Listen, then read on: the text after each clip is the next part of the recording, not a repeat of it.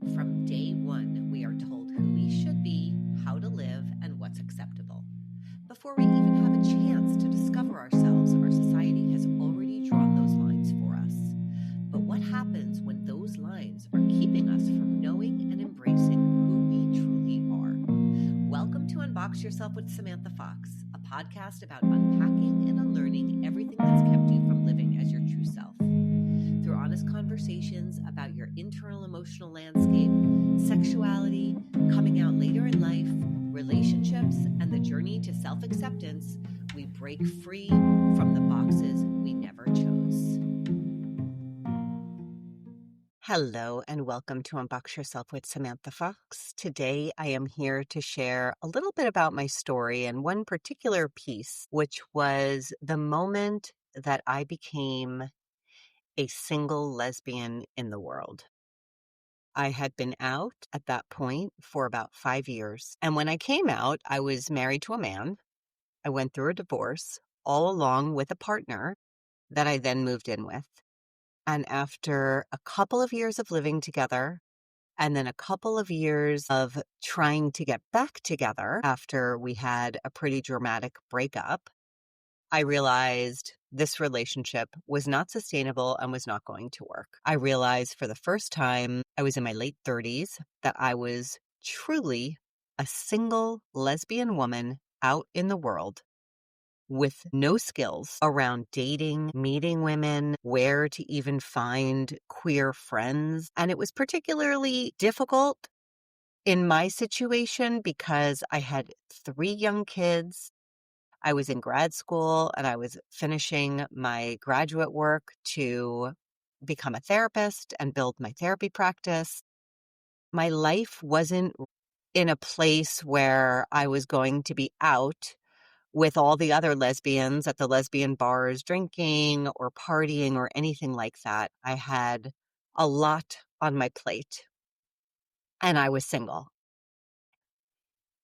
For me, the way that I expressed my gayness in those many years where I was raising my kids was really more through partnership than it was through community. And I did have friends. I had late blooming friends, but I did not have a big local community. And I found myself having relationships as a way to really experience and feel my gayness. So here I was, 8 years down the road of a relationship that did not end up working out. And I had no idea how to meet women. I went on the apps, and as I was going through the profiles back then, we're going back into about 2008 here, I literally could not find through photographs any women that I found attractive. And that wasn't really unusual, I would say, looking back on it, because I was not a lesbian that came out and realized I had had tons of crushes on tons and tons of women before. Yes, I had had some crushes, but it was more like awarenesses of some kind of an energy exchange I had with somebody and less real crushes on real people that I knew. And so I found myself going through the apps and just swiping and swiping and swiping. And it was like, I don't know who I'm attracted to. Like physically, what do I like? What do I like in a woman? Now, all of the things that men liked about, let's say, me, because I really lived to some degree to please the male gaze, not so much with makeup, but I was very sort of strict and rigid about my body, my weight, always working out, staying very slim. I realized I had no attraction to any woman that looked anything like me. That what the male gaze finds extremely attractive was not something that I found attractive at all.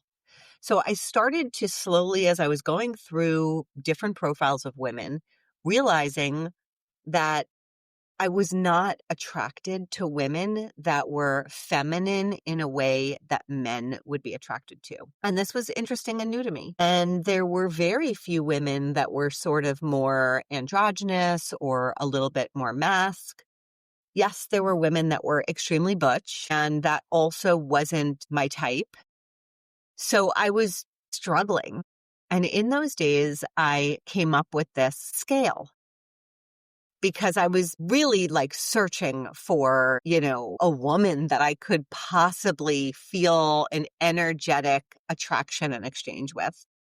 And I came up with a scale and put myself on the scale. So the scale was called the Samantha Scale, and it is strictly a lesbian scale. And on this particular scale, at this time in my life, when I was in my 30s, I ranked myself as about a 6.5. So a 10 on my scale was a woman who was in high heels, long fingernails, totally made up, skirts, very, very, very, very high femme, lots of makeup, hair done, all of that, long hair. And a 1 was a woman that was as butch as a woman could get. And then a 5 was a woman that was really androgynous. So you couldn't tell if she was a woman or a man. And I was a 6.5 at this point. I placed myself on the scale. And what I realized was that the scale had a slide factor. So depending on what I was doing, if I was getting dressed up to go to a special affair or a wedding or whatnot, I actually could go up to an 8. I couldn't really get higher than an 8. I literally just did not feel comfortable. I never liked doing my nails. I don't like long nails. I don't like wearing heels, but I would, and I did, and I have. So I knew I could slide around on the scale. So I could slide up to an 8. I could slide down, I would say to like a 5, to like somewhat androgynous, maybe a 5.5. So I had a little bit of a slide factor happening. And what I realized was my first partner was, when I met her, she was a 5. And I would say she became more of a 4 while we were together. So when I met her, she did wear a little bit of makeup. She did sometimes put on a skirt. And I don't know what this is in me, but I had a sensitivity to her wearing a skirt. It just felt wrong to me. And it made me very uncomfortable. I've never been with a woman who's worn a skirt except for that first partner. And she only wore skirts when I very first got to know her. And then she stopped. And she only wore pants after that. So I don't know exactly what it is, but I have like a real pain point inside for women, more androgynous to masculine, when they wear skirts in a way to be femme. There's something about it that makes me very uncomfortable. I wonder, maybe in my past life, if it has something to do with, really just like another life that I lived in or something, because it's truly painful for me. So I digress. My first partner was a 5 initially when I met her. And what I was attracted to in her was not her physicality. It wasn't that I saw her and I thought she was the most beautiful woman I've ever seen. It was not that at all. It was her energy and her voice. That was what attracted me to her. And she also was very kind of strong and androgynous in her ways. And I realized this is my type. My type is really like a 4.5 on my scale. And so this scale became something between my friends and I. We would all, kind of figure out who we liked and where we landed on the scale. And it was fun. Everybody wanted to give themselves a number. And, I can say that I have, in all 5 relationships that I have been in, every single partner that I have had has been between a 4 and a 5. All of my partners have been SIRD, meaning when people see us in public, they aren't sure if my partners were male or female. And that speaks to their, androgyny. Now, today, in today's society, some of those folks, had they been born younger, might have identified as non-binary, but they did not. They identified as women. They were okay with their bodies. They felt okay with their breasts. They felt comfortable being women and liked being women. They felt somewhat uncomfortable when they were SIR'd. I was never uncomfortable with that because, at times you really couldn't tell. But I had partners who were quite triggered by that, especially on bathroom lines and things like that. Anyway, I digress again. Why am I sharing this? Well, I've been single for a little over a year and a half, approaching 2 years. And I haven't been single for a year and a half to 2 years in quite a while. And as I am back on the apps, just kind of seeing who's out there, I am noticing that once again, I am having such a hard time finding people that I energetically am attracted to, their energy of their photo. So I've been trying to be very open in that I'm not going to only date androgynous people. I'm going to date people that are, smart and accomplished and interesting and mature and adult, and I'm going to expand myself. I've been meeting a couple different people and chatting with a couple different people. One of the women texted me and she said, I want to ask you something next time I see you. And I said, you can ask me now via text. And she said, I don't want you to take it the wrong way. I don't want you to misunderstand my question. And I said, I'm really good at asking clarifying questions. So if I don't understand, I will ask questions. So she went ahead and asked me. And her question was, do you have a type? That was her question. So we got into this whole conversation about the scale because she wanted to know if I had a type. And I shared with her how I came up with the scale, what number I typically go out with. And then she wanted to know where she was on the scale. Now, by the way, she also put me on the scale and she gave me a 5.85. So that's something else that is very true. In the 23 years that I've been out, I have slid down on the scale. Now, I can still get dressed up and, pull off a queer looking femme, but I have slid down and I have dude energy now, which I kind of like. Anyway, she gave me a 5.85, which I thought was adorable and pretty true. And then she wanted to know, she was like, tell me what you think about me. Like, really, just honestly, you're not going to hurt my feelings. Tell me where I am on this scale. And so I said that I thought that she was about a 6.5 to a 7.25. And she agreed with me. And we ended up kind of deciding that she was a sporty femme. And one of the things that comes with being a sporty femme, I shared this with her, at a 5.85, which is where I am now, men do not look at me. Men do not try to pick me up. Men do not flirt with me. Men know when they see me that I'm gay. They have become noticeably gay, which I have to say, I actually really worked on because it was important to me to look noticeably gay. I had so much attention from men when I was younger that I don't want one drop more. And I haven't since I've come out. It took a while to get to this point where it all stopped, but I am there. Now, this woman, as I said, is a professor. She's a sporty femme. She is a lifelong lesbian. In fact, she's been married to another woman for over 20 years, has 2 kids. They just got separated, but they're still living together. And she has been out her whole life. I think she might have dated a few boys in like high school or something like that. Out her whole life as a lesbian. If you see her on the street, you will have no idea that she is a lesbian. And she says she feels so gay, but you would not know. And so she is constantly at the gym getting hit on by men or at, school events getting hit on by men. And she hates it. And I said, we need to queer you up. you've got to queer yourself up. I mean, and she laughed. She thought it was funny, but this is a thing. And we have learned that being attractive to men and men hitting on us makes us noticeable and worthy and valuable in the world as women, right? As long as men still pay attention to us. Now, as we age, we lose some of that, right? Men stop looking at us, they start looking at the younger women. And, there's loss in that for many women. But I can tell you as a queer woman that there is no loss in that.